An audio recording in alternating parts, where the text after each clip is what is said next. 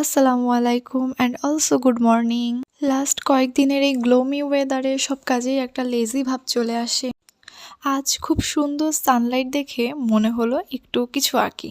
আর যেহেতু এখন উইন্টার, তাই উইন্টার রিলেটেড কিছু আঁকতে চাচ্ছিলাম। এখানে পেন্টিংটাতে আমি খুব বেশি ডিটেলিং করিনি, তাই কাজটা অ্যাকচুয়ালি খুব অল্প সময় শেষ করে ফেলেছি।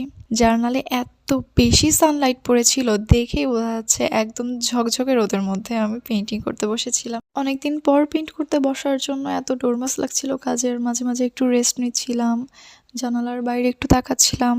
এভাবেই অল্প অল্প করে করতে করতে আমার scenery background almost complete. And then একটা তুড়ি দিয়েই আমি আমার খেজুর গাছ কমপ্লিট করে ফেললাম। হিহি, জাস্ট কিডিং। এরই মধ্যে আমি আবার 1 কাপ চায়েরও ব্রেক দিয়েছি। সবাই মিলে একসাথে গল্প করতে করতে চাটা শেষ করলাম। তারপর যে রোদ দেখেই আমি আর্ট করতে বসলাম, সেই রোদ দেখি নাই হয়ে গেল।